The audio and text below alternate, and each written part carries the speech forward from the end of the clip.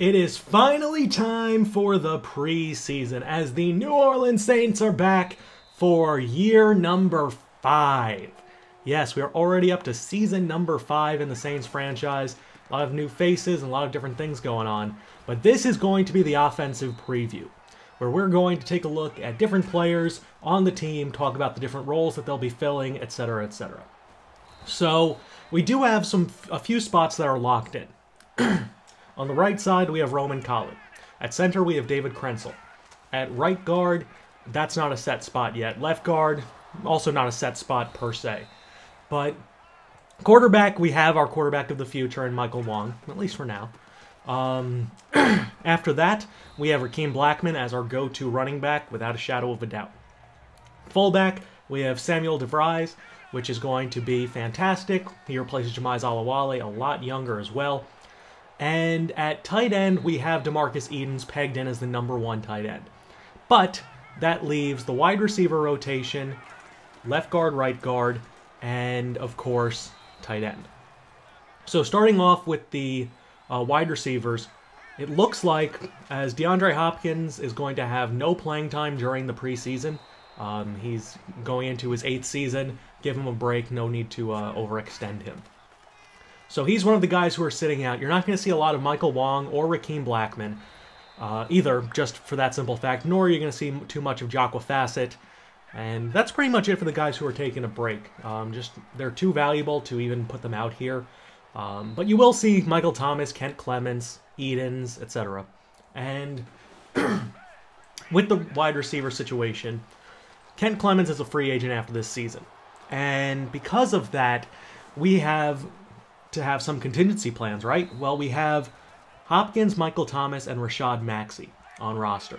After that, we have Underwood, we re-signed Deandre Vick, and we have Trey Lassiter, among others, Rayshawn French. So we have a lot of options at wide receivers, and I think we're going to be probably carrying 5 going into the season. And guaranteed 4 of them are going to be Maxey, Clements, Thomas, and Hopkins, which means that for the last spot, it's going to be a few guys competing. And you're not going to see too much from any of these guys specifically, but as of right now, Deandre Vick is not on the up-and-up with Trey Lassiter and even with Underwood. It seems like we can probably keep 6 on roster, 1 on the practice squad, but it's just something to keep in mind. As for tight end, here's where things get interesting. We drafted Chance Hastings with the idea that we're giving him a shot because we have his brother, John. But Chance put on a show in the preseason, to the point where Naquan Oliver really didn't play too much because he really just wasn't up to par with everybody else. And that's okay. I mean, he's a good player, but I don't think he fits. Not a good enough blocker, not a good enough receiver. But Chance Hastings really put the time in to look great during this preseason. Heath Bauman also showcased that even though he might not be as dynamic of a receiver as Hastings or as Edens, that he is a very good blocker, and he's a major upgrade to Perry, who was our 3rd tight end last season, who really, for all intents and purposes, was a liability on passing downs. So that gives us the opportunity to say, well, Chance, well, he's proven himself. And he's not just proving himself, he was one of the best targets during this preseason as a whole for this team. You're seeing some Michael Wong right now, and a little Rakeem Blackman. This is the only game that either of those guys participated in, versus the Texans, the second one. But Edens really has grown a lot, coming from that undrafted free agent status a few years ago. He's looked really good as the seasons have gone on. Obviously, he battled injuries his rookie season, but all in all, I think he's going to be really good for us this year as a whole. Next up, we have running back, and Darius Jackson throughout this preseason proved that he's going to be our #2. That does not mean that Tavio Hoyt's not going to get involved a little bit, but Darius Jackson put on a clinic, and you're going to see some really awesome clips from him in this preseason. On to the offensive line, Kraft and Ragland look like they're going to be pegged in as starters. But we have Hunter Hochstein, who is a rookie 3rd rounder. We also have Corey Stuvance, who was the starting right guard last season, who is now on the bench, and we have Cole Kreutz, among others.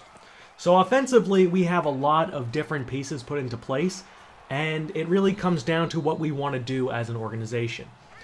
As of right now, it looks like we're going to be carrying 5 wide receivers and 3 tight ends. We're also going to be carrying 4 running backs because of Antoine Whiting being a kick return specialist. So that's not something too important to note, just the idea that he is going to be there. As for the quarterback situation, what you're seeing right now is a little bit of John Hanks, who we drafted to be a long-term backup for Michael Wong. But we also signed Nick Foles, as you guys remember. Unfortunately, Nick Foles ends up getting hurt. And because of that, we're placing him on IR, leaving us back to square one with two quarterbacks. And I think the best solution that we could do was we went and signed Kevin Hogan. And he's going to be our 3, as, like I said, now Nick Foles is on the IR. So Hanks pretty much is the clear-cut number 2. He has a long way to go in terms of growth, but he's dynamic and he can make some good plays, some good throws. And I think he's better than Kevin Hogan for sure. Even though Hogan's not the worst quarterback in the world, I'd rather see Hanks get the reps, just in live action if that is what it comes down to. So, as a whole, the organization is looking up in terms of offense, just from the simple fact that we have so many different weapons that we can work with. If we want to, we can go into jumbo sets now. We can go into, 21 personnel, 12 personnel, 22 personnel, 13 personnel as well, being 3 tight ends and 1 running back. So we really have a lot of options, and with 5 wide receivers, it also gives us the potential to go out there and play with 5 wide, period, or 4 wide and have Rakeem Blackman out there. So either way, we really open up the playbook with having 3 viable guys in that position at tight end, as Antoine Whiting already in mid-season form with an excellent return. Something that does need to be watched, though, is Kent Clements really is still struggling with those drops in traffic. It's an area that Rashad Maxey thrives in, as does Michael Thomas. But it's just one of those things that if we're going to keep Kent Clements as that number 2 wide receiver option, he needs to clean that up. It's not acceptable. You can't be dropping passes like that, especially when you're one of the go-to targets, as that is a dime and Darius Jackson, great body control in the back of the end zone. So, looking ahead, we have a lot of contracts that we need to deal with. We have, I believe, Edens. I believe we have Hastings in Houston, Fassitt, Blackman, Stuvance, and Clements in this specific free agency class, as Darius Jackson just ran over somebody and no one's going to catch him. This was one of those plays that just putting his shoulder down, running through somebody, Darius Jackson, you are our number 2 running back without a shadow of a doubt. So back to what I was saying. So with all of those guys who we have to consider, it kind of means that we might even be looking for wide receiver as a 4th in the draft this upcoming season, just because of the fact that I don't think we'll be able to afford Kent Clements with everybody else that we have involved. It's not feasible. There are too many good players that are so valuable to this organization's success, especially on defense. Just the 3 guys who I mentioned being Fassitt, Sr., Hastings, and Houston. Those 3 guys, without them, we are stuck. It's a bad situation. And because of that, I think we're going to have to put more of our money into defense for this year. And keep in mind, Michael Wong, this is going to be his 3rd season. After next year, we're going to have to re-sign him. And knowing the way that he's been playing, we're going to have to sign him long-term to a huge contract, which will limit what exactly we can have for the team as a whole. And that's unfortunate, but that's just kind of the way it goes. That's why we've had an advantage, at least a little bit, that we didn't have to pay a quarterback incredible amounts of money, but eventually it's going to catch up. So we're going to have to be at least wary of our cap situation and of who we're bringing back and who we're not. But as of right now, I think we're in a pretty good spot, and I think this is the most talented Saints team that we've had since taking over. We have a couple really good corners, young good corners.